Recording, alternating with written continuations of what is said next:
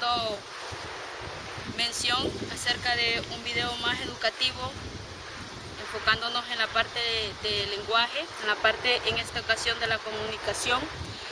Voy a hacer mención de un tema bastante extenso, pero a la vez bastante complementar en el sistema de comunicación o en el acto de la comunicación.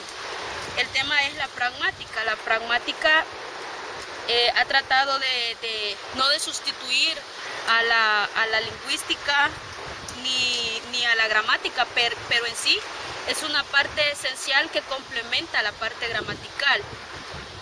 En este proceso de la pragmática se presentan algunas series de, si se puede decir, de problemas, o también, como lo podemos mencionar, de difusiones. Porque, ¿qué significa esto?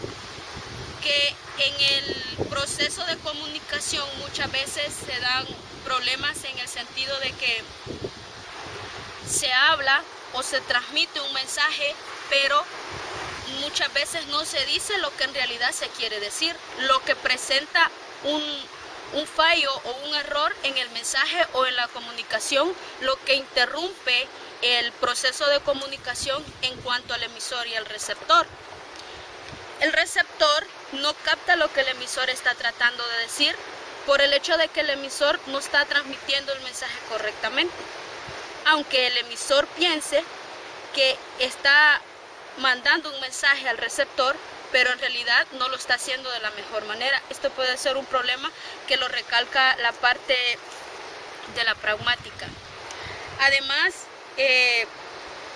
si decimos de que el lenguaje son códigos, estos códigos deben ser conocidos, o más bien, para dejarlo más claro, cuando se dice que la lengua es un código, quiere decir que si yo hablo con otra persona, yo soy el emisor, o puede ser que en una ocasión yo sea el receptor. Ambas personas tienen que hablar el mismo código, o en pocas palabras el mismo idioma, o ambos tienen que conocer el mismo lenguaje.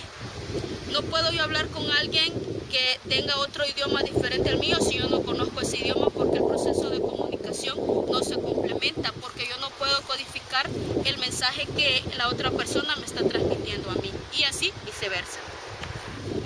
Además, en cuanto a las referencias de la parte pragmática, no solo basta con entender las palabras que se están transmitiendo o entender las palabras que me están transmitiendo a mí, si en el caso yo sería el receptor, sino que es importante saber sobre el objeto o sobre los hechos o las circunstancias a las que éstas se refieren. ¿Con qué motivo? Con el motivo de que la conversación pueda seguir fluyendo y no se quede cortante y el mensaje pueda ser comprendido. Entonces, la parte del análisis en la comunicación es una parte muy importante. También cabe recalcar que la parte en donde se dan los problemas de la confusión o la difusión no se da exactamente en la parte oral, pues podemos ver de que hay textos que o no están bien redactados o no están bien plasmadas las ideas, por lo tanto es un texto difícil de entender o difícil de comprender, y el lector lo lee una, otra y otra vez, pero no logra comprender en sí lo que el autor o el escritor está plasmando en el texto. Entonces debemos tener cuidado para que a la hora del proceso comunicativo el mensaje quede completamente claro. Además, haciendo énfasis en cuanto a los componentes materiales de este dicho tema, se conoce que está dividido en ciertas partes. En el proceso de comunicación, como ya lo sabemos, no puede haber comunicación en una sola persona. Por ejemplo, en este caso yo soy el emisor y el que está viendo el video es el receptor. Entonces está compuesto por partes, que sería el emisor, que es el que está transmitiendo el mensaje. Está también el destinatario. En la parte del destinatario lo conocemos nosotros como el emisor. El emisor y el destinatario son iguales. Esto lo podemos ver también en los textos que leemos, por ejemplo, en una obra literaria. Es raro que se presente una obra en donde no haya un emisor y un receptor. Siempre existe más de un receptor y más de un emisor.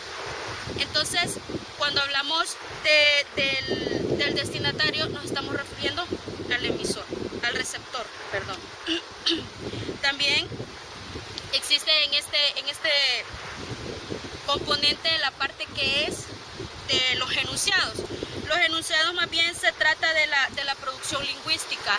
En sí son parte del mensaje que está recibiendo el emisor. También tenemos que hay una parte muy importante en cuanto a la comunicación, el proceso de comunicación, que lo señala muy bien esta parte de la pragmática, que habla acerca de la intención. Todo mensaje o todo texto tiene una intención. La intención de educar, de informar, de convencer, pero todo tiene una intención independientemente de lo que se trate el texto o si alguien está hablando, todo esto tiene el mensaje siempre tiene alguna intención. Y otra parte importante que señala la pragmática es la parte de la relación social. En la parte de la relación social está muy claro que esto depende de cómo dos personas interactúan a la hora de comunicarse. Por ejemplo, yo no voy a hablar de la misma manera con una persona que es un familiar mío, que lo conozco mucho, que se facilita tal vez la comunicación, a que me ponga a hablar o a contar algo a alguien que no se me hace conocido. Sé que es parte de la sociedad o tal vez que necesito transmitir algún mensaje, pero la parte de la confianza o la parte de la interacción social es muy importante a veces en el proceso comunicativo. Debemos nosotros adueñarnos de la confianza a la hora de transmitir un mensaje a otras personas. En esta parte también recordemos que los canales son importantes para la hora de la comunicación. Sabemos que a la hora de comunicarnos, por ejemplo, si yo estoy dando una clase, X clase en un aula, necesito que para que haya una buena comunicación, es evidente que va a haber un proceso gestual. Las personas que hablamos, es natural que ocupemos nuestro cuerpo, que ocupemos gestos. Entonces es importante que cuando yo estoy hablando algo, el emisor esté viéndome, esté al pendiente de lo que estoy diciendo. Al estar pendiente, esto crea un contexto que, por ejemplo, si yo digo esa puerta roja, pero hay varias puertas rojas, y yo la señalo con el dedo, el emisor puede saber cuál puerta roja estoy hablando, porque yo la estoy señalando. Pero cuando el emisor no está poniéndome la atención, ni me está viendo, entonces la comunicación o el mensaje queda corto o no se complementa del todo, no se complementa como debería de ser, porque el mensaje no se llega a completar. Entonces esta parte de la atención hacia el emisor y de igual manera del emisor al receptor es bastante importante para que haya un buen proceso de comunicación. Recordemos también la obra que mencionábamos anteriormente del Nombre de la Rosa. En esta ocasión vemos que el narrador es Atso, como ya lo mencionábamos, pero aparte de ser el narrador, hay un momento en el que Atso se convierte en emisor y pasa a ser receptor, pasa a ser receptor oyente nada más, que solamente es alguien que está oyendo lo que otras personas están hablando sin necesariamente ser el receptor en sí. Solamente es alguien que es como un testigo que está escuchando lo que el receptor y el emisor están hablando. Por ejemplo, cuando Guillermo habla con Jorge acerca de la risa, Atso no habla, él solamente escucha, solamente es un testigo del diálogo que está teniendo Guillermo con Jorge. Esto quiere decir de que, aunque él no es en sí el receptor del mensaje,